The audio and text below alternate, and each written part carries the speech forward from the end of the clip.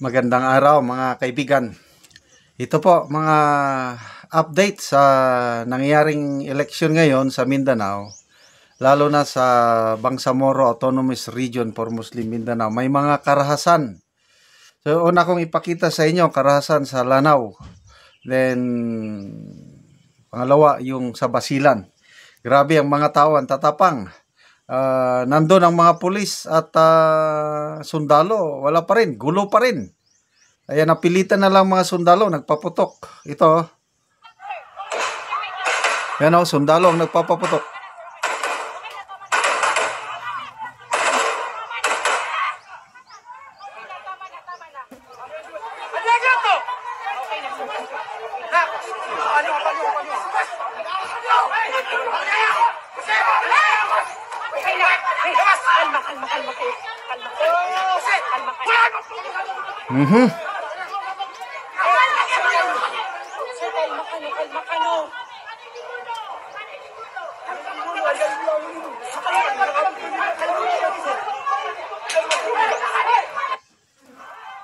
Isa pa.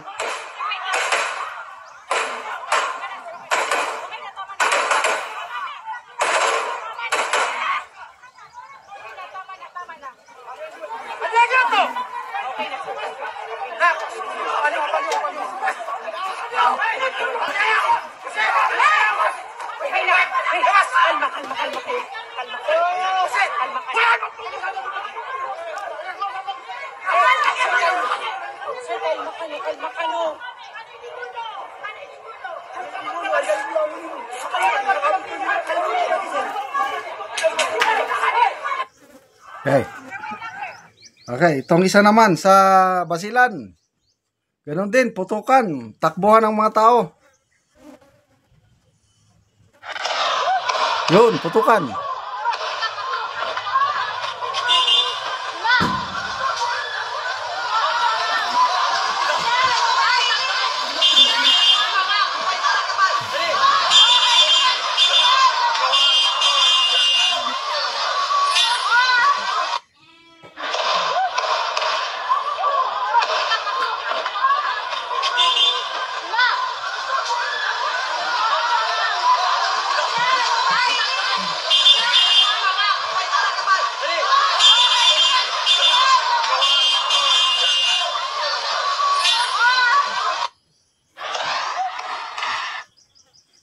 So, sana hanggang putukan lang, ganyan, sinumbagay ba? Sana walang mamamatay. May isang post na nakita ko kanina sa Silay City, may namatay. Andali, yun ang masakit. Ito, one person was killed in a shooting incident in Silay City, Negros Occidental. Yung tao, according to Silay City Police Chief, Police Lieutenant Colonel Mark Anthony Daroca, the victim was standing outside the headquarters of a political group when unidentified men aboard a van opened fire. So, talagang kaguluhan sa eleksyon. Okay, experience ko lang ito sa Lanao provinces, matagal akong nasain. Lanao Sur, Lanao Norte. Grabe ang dito sa eleksyon, yung bigayan ng pera. Libo-libo. Nung nasa active service pa ko yung report na nakakarating sa akin, abot ng 5,000 per head. I don't know ngayon. Baka mas malaki na. Ang masakit na pangyayari yan, after election may nanalo, say mayor. Dahil marami siyang gastos, magpapatayo siya ngayon ng munisipyo. Gagamitin niya ang IRA, Internal Revenue Allotment. Ito, experience ko ito So may bagong munisipyo. Pag natalo siya sa susunod na eleksyon, yung munisipyo na ipatayo, wala na. May ibang munisipyo na naman. magpapatayo ulit yung panibagong mayor. Ganyan ang na naranasan ko nung nasa active service pa ko. Grabing karahasan basta eleksyon dito sa Bangsamoro Autonomous Region for Muslim Mindanao. Again, experience ko to 1988, Lanao del Sur. Nagkaroon ng failure of election sa mga ilang bayan sa Lanao del Sur. So, kinansel ng COMELEC yung eleksyon. Nag-set ng special election day. So, yung batalyon namin galing Agusan del Sur, yung 23rd IB, First Lieutenant pa ako noon, na-pull out yung buong batalyon namin para lang bantayan ang eleksyon sa, I think, 3 municipality. Ang matandaan ko, yung Lumbatan, Lanao del Sur, at yung karatig niyang munisipyo. Special election. Mayor, mga konsehal ang ano. The whole battalion, dumating kami doon. So, lahat ng mga presinto, nilagyan namin ng sundalo. Military control ang nangyari. So, dahil nandyan na yung sundalo, full force kami, winarningan namin ang mga political parties na hindi namin sila sasantuhin pang manggulo. Ganon. O, sa awa ng Diyos, na idaos yung special election, that was 1988. So, may nanalong mayor, mga konsehal, ganon. Ganon po kagulo. Noon,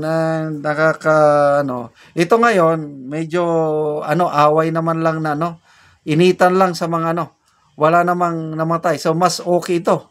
Kasi noon, talagang rido ang mga experience namin, yung magpatayan ang political clans. Rido, yung tuloy-tuloy na away. Kahit tapos ng eleksyon, tuloy pa rin. Kaya nakakatakot yung kultura nila na rido. Ubusan ng lahi. And I believe ngayon, medyo nagminus-minus ng rido. Katulad nung sa amin is, wala kaming masyadong problema sa yung rebellion. Kasi hindi naman masyadong malakas yung MILF pa nung panahon namin. So, rido ang inaasikaso namin, masettle yung mga away ng political families. So, sana hindi na madagdagan itong kaguluhan ito. So far, isa pa lang ang namonitor ko na namatay during itong election day period. Sa Abra, mayroong nasamsam na maraming baril. So, good job po ang ating mga kapulisan at kasundaluhan na na-assign sa Abra na agapan ang violence dahil nakuha yung mga armas. Okay, salamat mga kaibigan sa inyong pagsubaybay sa ating channel. Nakakatulong kayo ng malaki sa tribong Talaandig ng Bukidnon dahil ang ating income sa channel nito pantulong sa tribo. Namimigay tayo ngayon ng mga libreng yero at pako para ma-repair ang sira-sirang bahay ng tribong Talaandig. Panoorin nyo ang video na ito. Ron, muna po ni ang among na gasorbihon nga balay kay amo ni silang tabangan kay ang ilang atop kuan lang kanang sagbot lang kugon muna ni ang ginganan og kugon. So muna ni ang itsura sa ilang balay. So kagubaon na gyud gatakilid na.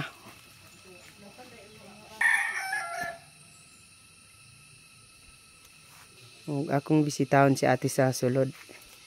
Ayo. Oh, dayon. May buntag. Dayon. Oo. Amin nga ito yung mga gamit, pero hindi ito uma, dapat pamugas kay diya. Una ni ang itsura sa atop niya nga yero. Ug ang uban niya nga atop kuan lang gid in taon kanang kugon lang.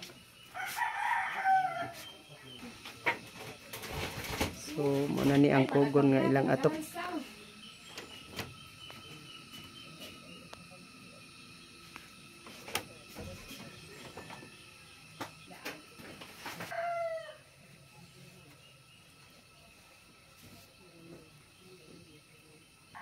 Karon ate nga nakita naman gid namo ang inyong balay nga kuan naman gyud dako na kaayo og buslot kanang manguha namo ate og kahoy kay matagaan namo og sin, lansang, pako, plinsin. Unsa imong ikasulti?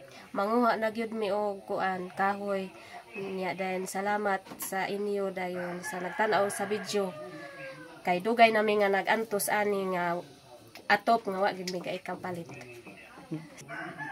Salamat gid kaayo sa panalangin sa Ginoo Oo, nga niabot ni sa amo adiri. lagi. So, salamat pod kaayo.